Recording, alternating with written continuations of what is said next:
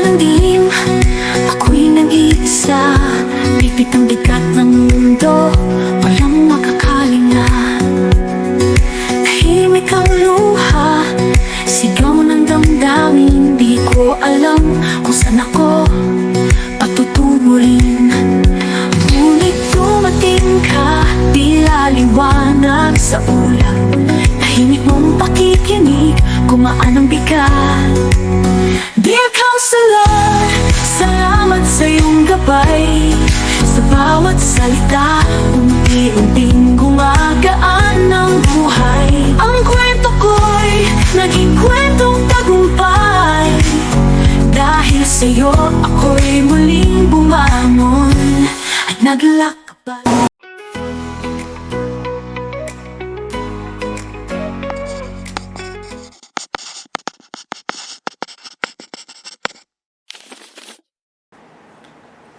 Magandang buhay mga katagumpay! May panibago na naman tayong pag-uusapan. At ito ay tungkol sa closure.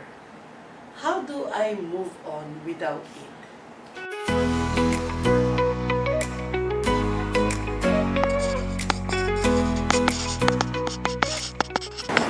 Hello again! From your dear counselor, today's heart letter is from someone left hanging or ghosted. No goodbye, no closure, maybe you've been there. Ito ang sabi ng ating letter sender. Dear Counselor, he left without a word. 3 years of a relationship gone. Just like that? No explanation? How do I let go when I got no closure?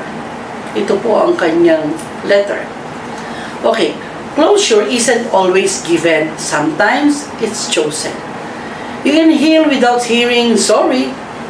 Sabi sa Isaiah 43:18 and 19. Forget the former things. Do not dwell on the past. See, I am doing a new thing. Now it springs up. Do you not perceive it? I am making a way in the wilderness and streams in the wasteland. Shampoos, Viva, Copa, Monnieri, Centella at may DHA pa.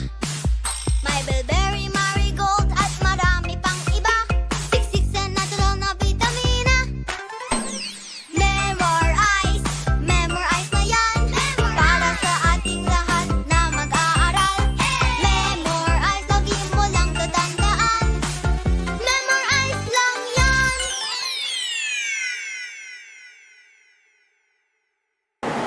Forget na daw natin yung mga past kasi hindi naman natin mababalikan yun.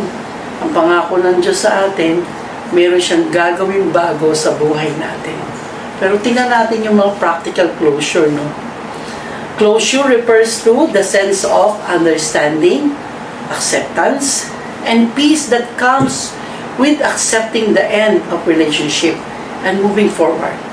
It's about processing the emotions associated with the breakup and coming to term with its finality, rather than dwelling on what could have been. What could have been. Closure allows individuals to let go of lingering questions and pain, facilitating emotional healing and the ability to move on. Write the goodbye you never received.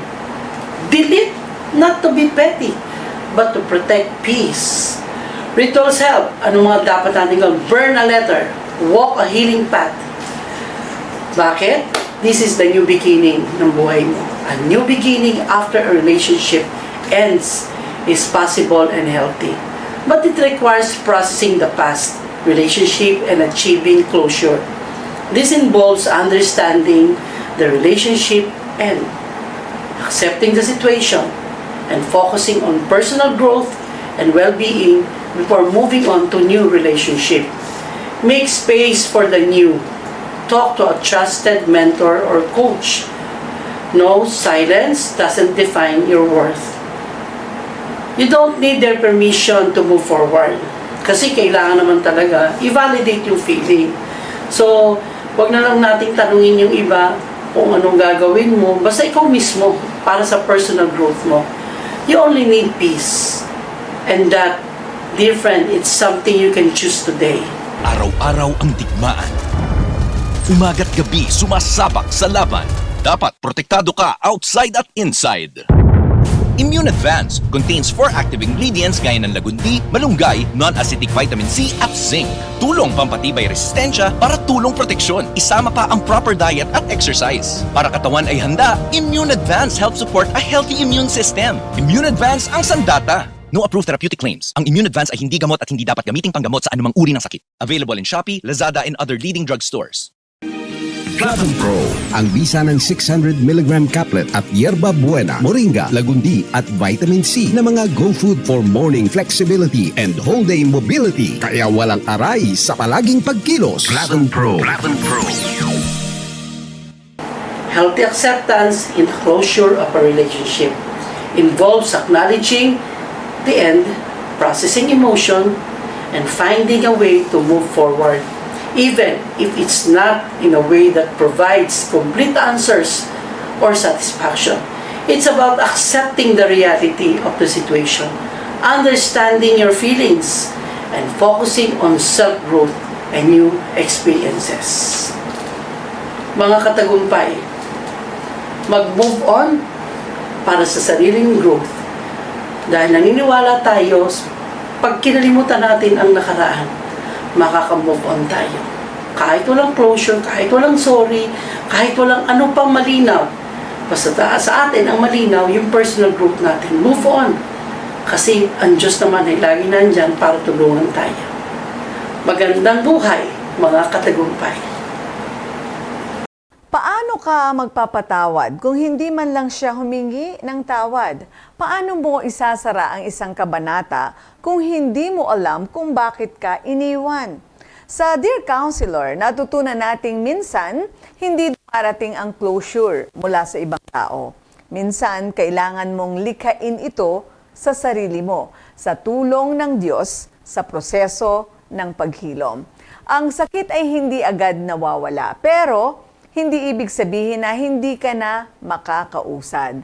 Dahil ang kapayapaan ay hindi lang galing sa paliwanag, kundi sa pagtanggap at pananalig. Yan ang ay dapat. Hindi mo kontrolado ang lahat ng sagot, pero kontrolado mo kung paano ka magpapatuloy, buo, matatag, at may pag-asa.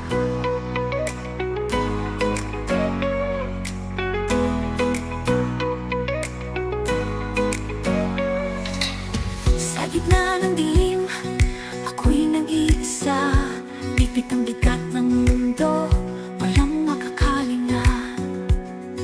Tahimik ang luha, sigaw ng damdamin, di ko alam. Hi everyone, ako po si Doc Engineer Arnold Divina.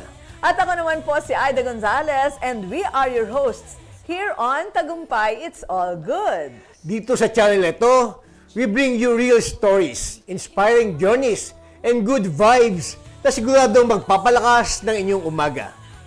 Kaya naman, don't miss out. Follow and like us on Facebook. And don't forget to subscribe to our YouTube channel. Just search Tagumpay It's All Good. At syempre, share nyo na rin sa inyong pamilya, barkada at kapitbahay.